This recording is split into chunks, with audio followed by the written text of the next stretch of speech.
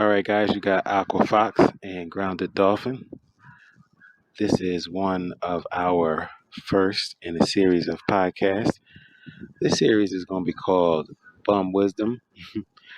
This is wisdom that we have accumulated during our time without a home, traveling in our car and observing the world just as it is, having little to nothing in the way of the normal convenience as far as a job and the stress of that, or school, or kids, or any of that. We just kind of roamed, and as we roamed as bums, this is the wisdom that we encountered. So, first in this series, in this podcast series, the first topic that we're going to do under bum wisdom is going to be natural law. So this topic right here, we're going to first let's just define natural law, okay? And let me just give this disclaimer. All of what we are talking about, you're listening to right now, it's just our opinion, how we see it from our perspective, and that's it. Take it or leave it. So, natural law, how we define natural law is literally everything that you would see if you had no human interaction. You know, they did a series on, I think, Discovery Channel or something a little while ago where it was like, what would happen if there was no humans on Earth? How would the Earth, respond? And the overwhelming information is that the Earth don't need you. It's going to do what it does, whether you're here or not. So that's what we mean when we say natural law. We mean all the things that are here in existence, both the seen and unseen, that exist without you, don't need you. It's just going to do its thing. Um, Now, underneath that banner or that umbrella of natural law, we wanted to focus on four different topics underneath that umbrella of natural law. One is the just so we can, and this is we're doing it so we can actually just understand natural law, or just to share our perspective on it. And that is, so we're going to talk about these four perspectives of what we believe. One is the cause and effect of natural law. It is something that is immutable as we see it. It is just there. Natural law don't need you. It's going to be cause and effectual just because it is. Number two is we wanted to talk about the the design. Some people call it an intelligent design. Framework has also been used to describe it. But we're going to talk a little bit about the framework or the design of natural law. Then we're going to get a little bit into the use or abuse of the framework or the design under natural law, and then we're going to talk about a little bit about the amorality of natural law. All right, so let's start with the beginning. Let's jump right into cause and effect. All right, this should be one of the simpler or easier tenets to understand about natural law. Cause and effect. However, it is the simpler things that are sometimes that elude us the most. Okay, most of us know that we should get X amount of hours of sleep at night and eat good food, but we don't. We just don't. So the simpler it is, the easier it is for us to lose sight of it, lose track of it, and then therefore be affected by it negatively and positively. So let's talk about this cause and effect. All right. First of all, we know that it exists without us, um, and we know that it exists as a principle of natural law. That means that it exists above all the rest of the ideas. It exists as a standalone. The the existence of the cause and effect nature of natural law is more or less like a in math. They have like rules that are just there. They're unbreakable. They exist just because they exist. Um, Cause and effect would be that way. It would be one of those things that just exists within the framework, and it just is. Reciprocity is another example of a principle that exists under the framework of natural law. Reciprocity is simply you get what you give. Whatever you put out, it's going to come back. When we look at the cultures across the earth, we see the principle of reciprocity repeated in different languages, different philosophers, and they just come to the same conclusion.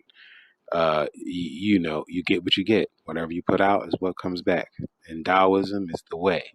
It doesn't matter where you go on earth, all humans, all doing the same thing.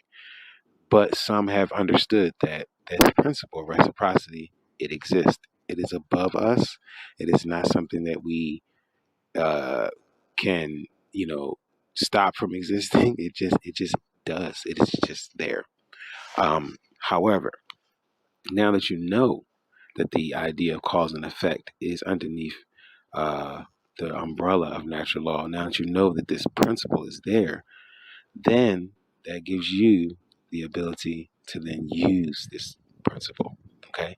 And that's what we want to get into next, is that the ideas under natural law, these principles that exist under the umbrella of natural law, these principles are all tools. And these tools are for your use. Okay. They are integrated into the design. They're part of the design, but they are all of them tools. Okay. The way that I would example I would give for these principles, such as reciprocity, principles such as liberty, or I would say, I wouldn't even say liberty because that gets kind of mucky, but the idea of being free, naturally free, born freedom, um, sovereignty. These are all principles that exist underneath natural law, and they interact with one another, in accord with one another, against one another, at the same time with one another. They exist underneath this umbrella of natural law inside of the design. They're immutable, okay? And they are all useful tools, okay? Perfect example. If you understand the law of reciprocity, and let's say you are putting out into the world a particular energy, right? Now, let's say you do this and you know that you're going to get it back.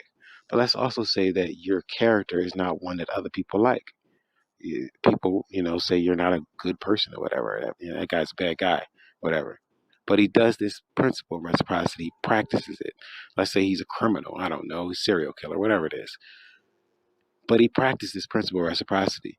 The principle of reciprocity does not care about your moral predilection. It's going to work. Whatever he's putting out is going to come back to that person. It just doesn't care. Doesn't matter. Okay, that's what we mean when we say natural law. That's what we mean when we say understanding this framework and this design. It is not connected to emotion. It simply exists. Okay, so you can make use of it as a tool. You can put things out knowing for sure that's going to come back because the principle of reciprocity exists without me. It just exists. Learning,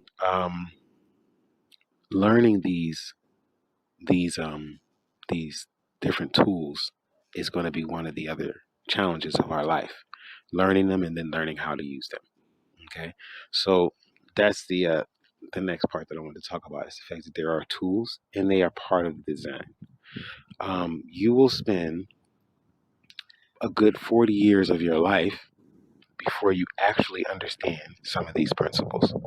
And this is why people establish, religions and practices and pull your pants up this way and tuck it that way and wear the hat this way, put the fez on this side and turn it to the other side. And all of these rituals, they all exist just to remind the people who are using the design how to use it. No different than when you get into a vehicle. Your first time getting into the vehicle, you pop open the glove compartment. There's going to be a little manual there, a little quick reference guide. It's just to help you use the design. That's all. Nothing more, nothing less. Most of the times, you don't even look at the owner's manual. You just start driving. So this is what I want you guys to understand: that natural law exists without us. It exists in a framework. Okay, and that framework, within that framework, are tools, principles that you can use. They are part of the design. All right. So now let's move on to our next point about this thing that we call natural law. One of the other things that we noticed in our travels is that these things, these tenets, okay, this framework, this design, um, it exists outside of our control. Okay. Now, that seems, again, very simple. You don't control whether the sun comes up and down, the moon spins. You can't control none of that stuff. Okay. You can't even control your heartbeat. Well, you could control, you can slow it down, I guess. So, but I mean, you don't, you don't start it. You don't say, okay, today we start the heart. They call it an involuntary function of the body. You know what I mean? So there exist these things. They exist outside of our control. Okay. But accepting that they exist outside of our control is part of winning the game. It's part of winning it. And it seems so simple. And I'm going to repeat myself when I say this, but the simplest things are the hardest to get. We see this reflected in cultures across the planet. Confucianism. Um, if you love something, you leave it exactly where you found it. You appreciate it as it is. If you see a flower, you leave the flower. You don't pluck the flower, because the moment you pluck it and take it for yourself, you're not expressing love, you're expressing possession. And the outcome of you expressing that possession is, of course, the flower is going to wither and die. And that feeling you had when you first saw it sitting there, it dies with it. So the idea is to just accept that it is outside of your control. Accept it. Accept that it's just there, it is beautiful, and keep it moving. That is very hard to do because what you're basically telling yourself to do is to accept the world as it is. And you know that you can do things to change it. Well, those pretty flowers might be pretty to you, but they're weed to me. They're in the way. I got to cut them down. Well, both are true. You can act on the world. You can. And the world interacts with you. This is true. However, these natural laws, such as reciprocity, they exist outside of our control and yet within our manipulation. The key is that they can be learned. Once you learn the design, you learn, okay, this is how it works, that's when they can be manipulated. But they cannot be, snapped from existence by us. They exist outside of our control in that point, at that level. But they exist for us to use. All these tenets of natural law exist for to be used, and they will be used. Whether you decide to get up and do it or not, they're going to be used. So, um, let's see. What else do we want to get to? Okay, all right. So that's pretty much wrapping up our point on that. That these exist in the framework. They exist in design that is outside of our control, but can be learned and can be manipulated by anyone. Okay. No, there's no morality to this thing. It's just using it. Um, the example that I give, and we're going to wrap up this section of the design. The example that I would give is a vehicle, say a car. Okay, you have a car, you can, it's designed in order to be an automobile, right? To move on its own, to roll, whatever. So that's the design. Inside of that design, there's going to be principles. There's going to be a shifter. The shifter is designed to take it from one gear to the next. There's going to be a steering wheel. It's designed to turn the wheels so that way you can steer. Each one of those things do what they do separate from each other in their own world. They just exist. It takes you, the operator, to get in and say, I'm going to use this principle of shifting. I'm going to use this principle of turning. I'm going to use this principle of accelerating and braking. But I'm not going to use them all at the same time because I won't go anywhere successfully. I have to know when it's time to brake, when it's time to accelerate, when it's time to turn, when it's time to shift. I have to use the principles within the design in order to get the best possible outcome, right? So what you don't want to do is you don't want to get stuck on the because it's very easy to do this. We get stuck on the emotional part, the feeling part, how I feel this is, how it should be, the morality part. Um, that's a good way to that's a good way to philosophize, but it's not a good way to exist. Reason being is because in existence it's fluid. This situation is changing constantly, naturally, as it should. It is up to you to decide when, where, and how. And it doesn't stay the same. It is constantly changing. And that is a part of the design. So, what we have to do is we have to tell ourselves when we get inside of this vehicle, okay, that there's going to be a time and place to use all these things. And then sometimes I'm going to use one of these principles more or less, depending on my situation, depending on what the road throws at me. I'm going to use these different principles differently to get the best outcome. Don't get caught up in judging other people, okay? Because what will happen is you will learn these principles, and you will believe that just in learning the principles that you have somehow surpassed the design itself.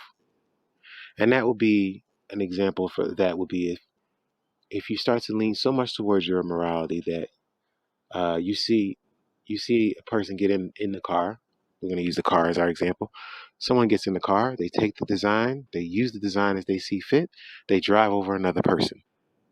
You look at them and you say, that's wrong. Morally speaking, that's wrong what they did. They used the principles within the design for an outcome that was wrong, right? You gather a bunch of your friends.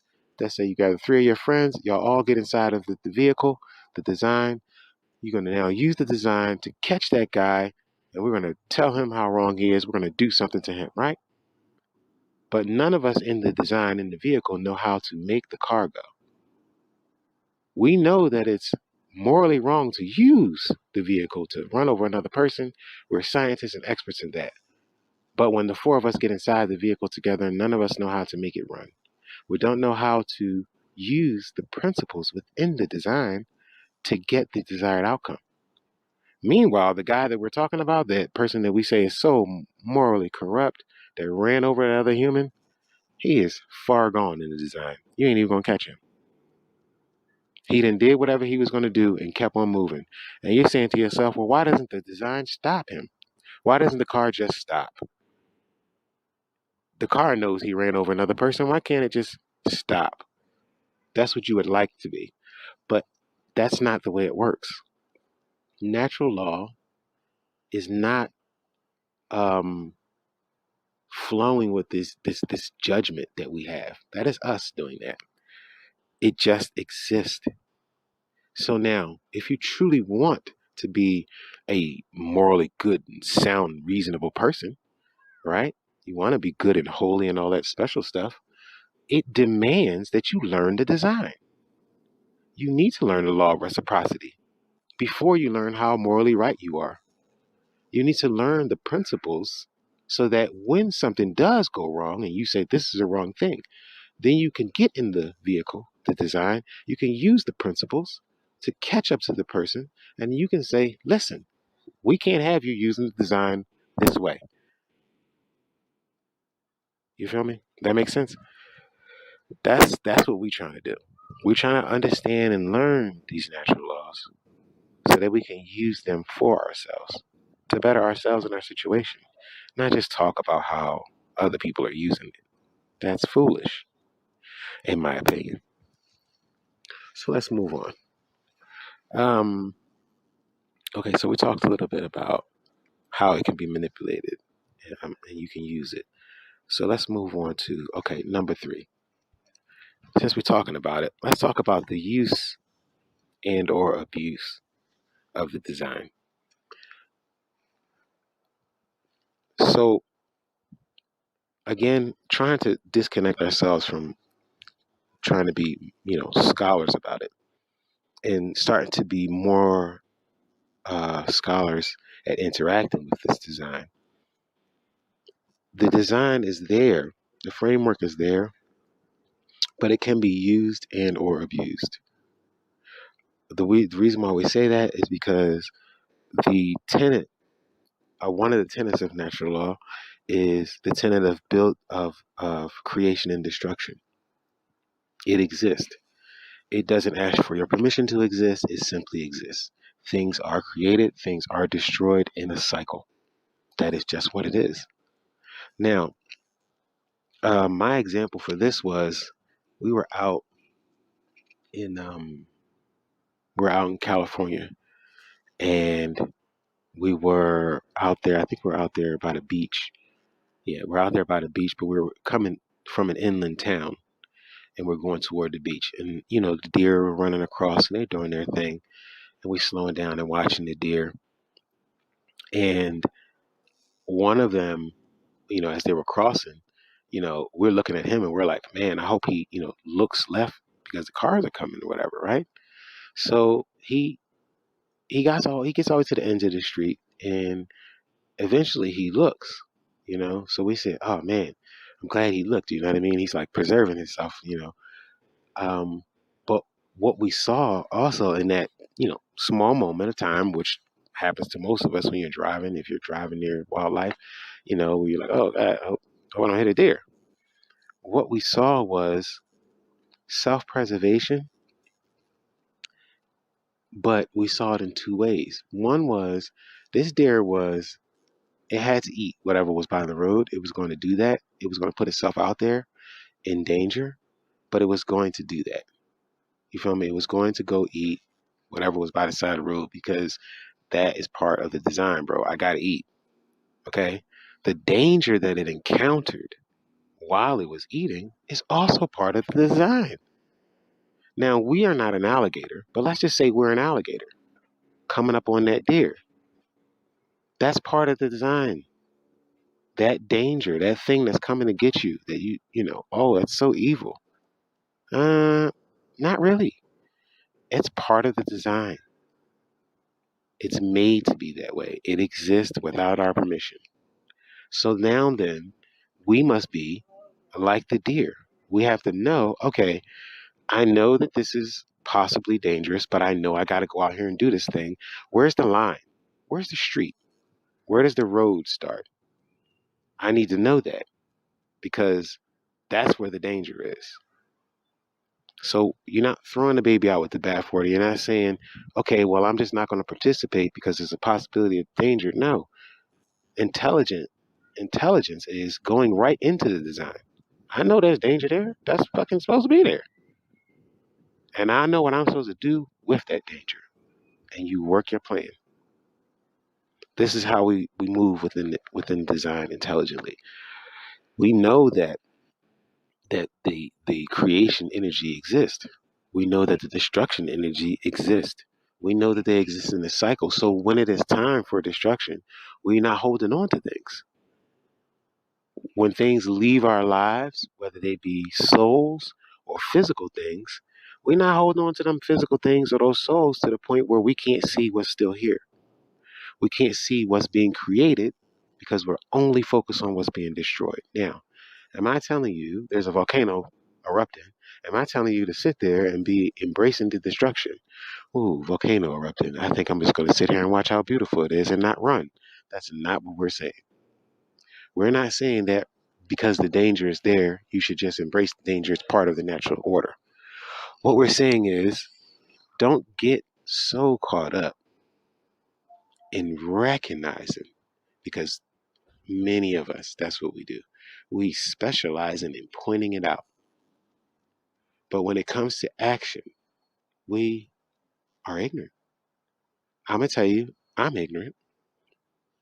My situation that came across that brought about, I'm sorry, the Bum Wisdom podcast, me being, without a home, homeless. all of these decisions made me see that, okay, boom, this led to this led to this. Okay, this led to this led to that. Cool.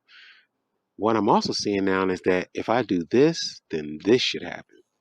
And I'm going to be, we giving this podcast, this wisdom to y'all as we learning it, but we're going to do what we saying. And if it works, then we'll continue. We'll tell you, listen, do this and then this will happen. Let go of that so you can receive this.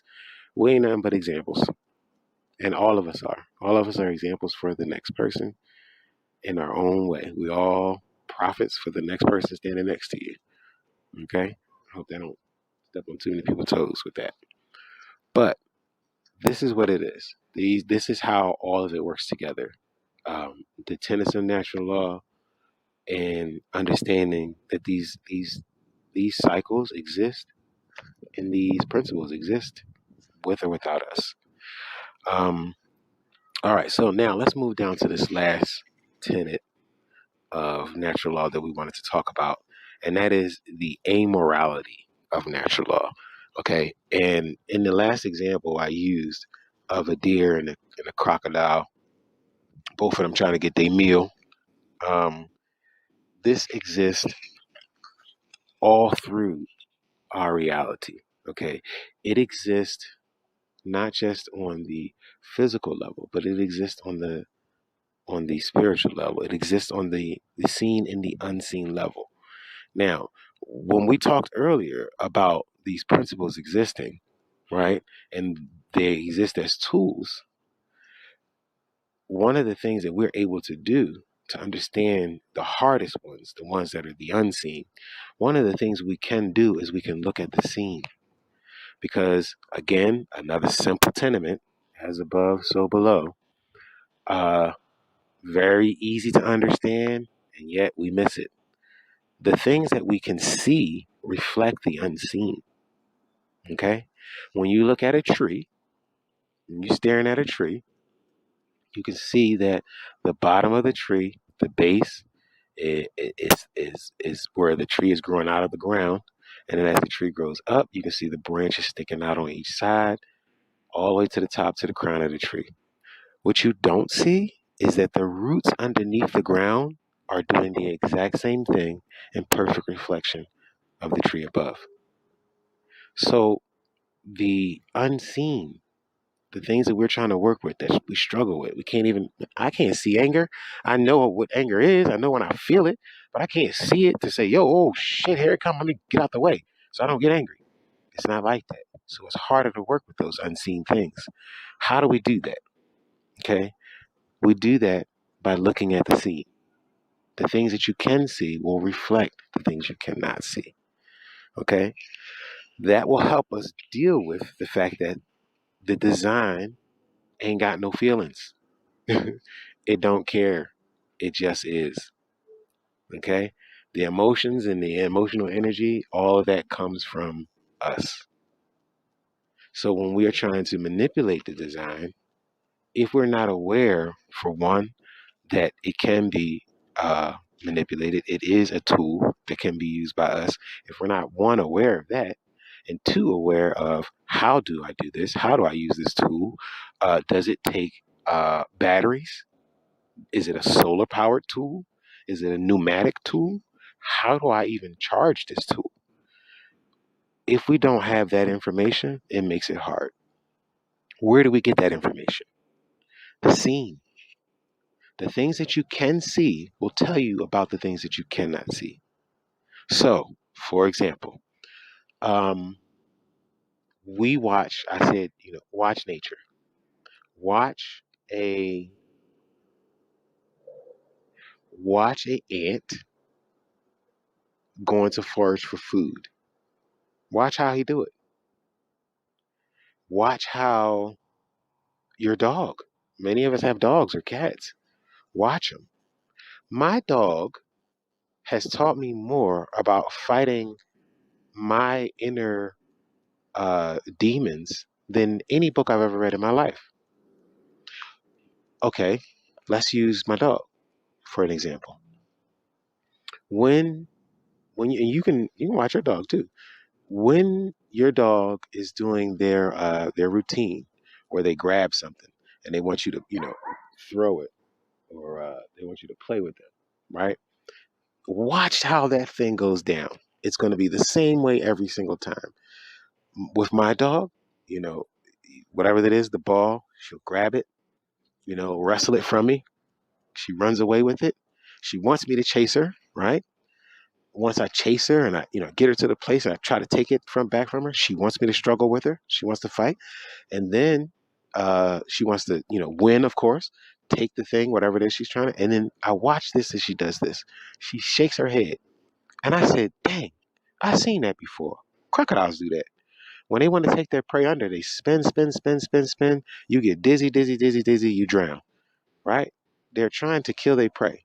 So I'm watching my dog do this. I'm like, oh, okay.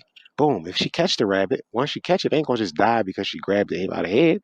She shake it, crack his neck, right? Suffocate it. She shake it. Then she put it back down. Then she put her paw on it, right? You've seen your dogs do this. They put their paw on the thing that they caught, and then they look around, check it. And this is the part where they want you to get into the game with them. They want you to come over there and verify. Is it a good catch? Is it something worth value? Okay? Because, let's take it back to natural law. If she catch a rabbit and it's a scrawny rabbit, nobody really want it. But if she catch a nice fat rabbit, everybody going to be on it, right? So she does this thing. She hold it down. She looks at me. What you want to do about this rabbit I caught? And I'm going to act like I'm coming to get it. And she loves that because now she's getting that practice. So she grabs it, she runs away, and then she does that whole digging thing where they dig and they bury. Okay? That whole complete cycle, if she don't do that, she feel like she ain't go out. If I just take her out to pee and bring her back, she feel like, man, you slighted me. Because she didn't get to do her whole routine, right? So when I watched her do this routine, I said, that's a natural thing. That's all of the animals out here doing the same thing. Catch my prey, right? Make sure my prey is subdued. Make sure I got it down. It ain't gonna move. And then I gotta protect this mug because somebody else is coming to get it. Right? How can I apply that to my life, to the unseen? Well, I applied that same process that she does to myself when it comes to me and working with my anger. Because the first thing that's gonna happen with me is something's gonna flare up, right? When it flare up, my whole thing is I'm gonna act like a whole animal about it. I'm gonna be angry, all the way angry, let all my whole energy out and everything. None of my point is gonna get across. None of what I want is gonna get across. So I'm like, I gotta do better with this anger. I gotta manage this anger. Okay, it's gotta make sense. So the first thing I did with it is I said, first I'm gonna have to get a hold of it. Now, a lot of people tell you don't be angry. That's bullshit. It's impossible for you not to be angry. Okay, you're going to get angry. But when you get angry, what the hell do you do with that motherfucker? What do you do with him? It's like a beast, right? So I said, I wonder if I could just do what my dog does.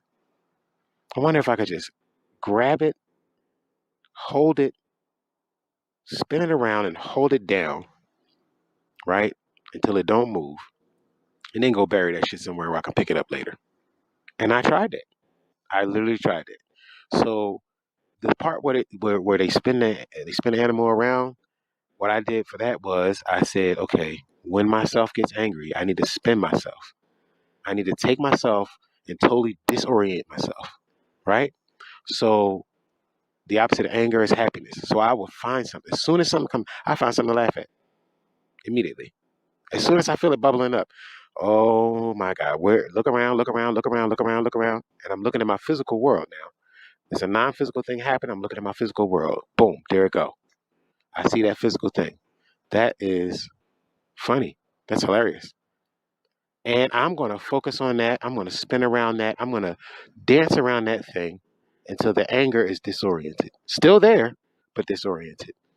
And then I'm going to put my paw on it. I'm going to say, hold on, what was I angry about again? Oh, that's right. Because she did this and that and that. You know what? I'm going to tell her about herself, but not right now. Let me go bury this. And I'm going to come back to this in about an hour. I learned that from my dog. So what we saying, guys, is that if you pay attention to the natural world, if you're watching the natural world and understanding of natural law, you can better manipulate, better use the tenets of natural law to make your life what you want it to be. Everything around us is doing it already. We complicate it with our emotion, our mores. When we say this should not be, you may be 100% right. Child kidnapping and trafficking, it should not be, absolutely. But when I say to someone who has this feeling that this should not be, when you say to them, what will you do about it? You will get blank stares. You will get inaction because we know what it should be, the morality of it. We have no idea what to do about it. There is a person who does, though. That person understands natural law. They understand that if I use violence in an extreme way, I can subdue another human. That's just natural law. It's natural law. If you see two rams, and they going at it, boom, hitting each other, boom, hitting each other, shake it off, boom, hit each other again, right? Eventually, one of them is going to either get dizzy, tired, knocked out, or they may even not. They may even lock horns, and then they gotta tussle it out. But it ain't gonna be over until one falls. That is natural law. So when you tell these people, when you have a person who is standing in their moral ground, when you say to them, "What should I do?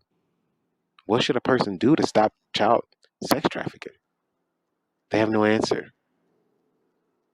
And then someone who has the ability to use natural law, they may say, well, the person who's a predator is using force. Why don't we teach the child to use more force? Sounds crazy because children should be children. You shouldn't, teach them that. But you're not willing to create a world in which they don't have to be snatched. So if not, then the very least you could do is to teach them to use the violence that's being used against them. When the when the uh, when the two rams are ramming each other, the one that stops, that guy loses. It's just natural law. So again, the morality of natural law is not existent. The feeling, the emotion of right and wrong doesn't exist. What does exist is what is and what ain't. That's what exists. Okay? Violence exists.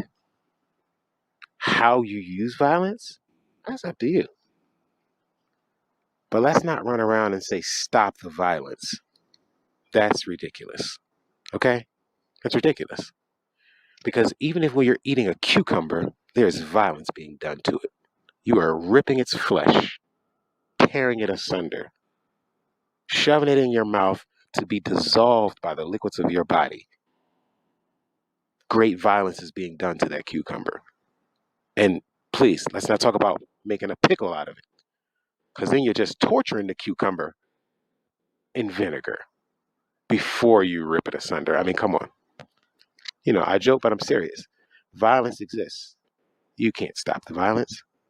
What you can do is you can control, or not control, I shouldn't say that, control. You can monitor the ebb and flow. Okay? You can transmute even if necessary. But you cannot stop the violence, okay?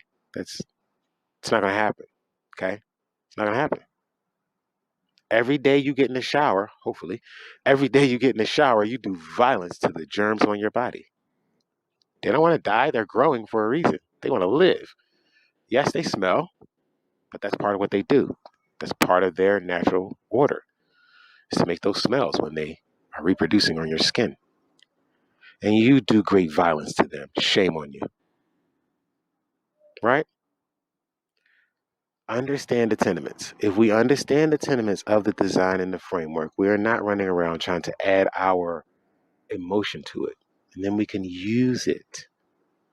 Again, we're not saying that there is no morality to the natural framework of the universe. Or that's not what we're saying. We're saying that it doesn't need your morality, because your morality is completely made up. It is your idea of what is wrong and right. And we've already established at the beginning of this podcast that the universe does not need you. The earth can do just fine. Winter, summer, spring, fall. It's going to do its cycles. Rain, heat, fire. It's going to do what it does. Don't need you. So there is no innate immorality to the natural design. It exists. What is important to know is that all parts of it that exist can be learned. Evil, what you call evil, something that is wrong, can be learned, and it is learned. But so does the things that you say are good. They can be learned, and they are learned, and they are used. Okay? But they are all tools. That's it. And you need to learn the time to use the tools. Not just learn the fact that they exist, charity exists. You know it, that's good. But how do you use charity though? Do you think charity is money? Because charity ain't money. So that goes to that aspect that we were talking about as far as learning. You need to learn what they're about first. Once you learn the tenets, then you can say, okay, now let me practice this tenet.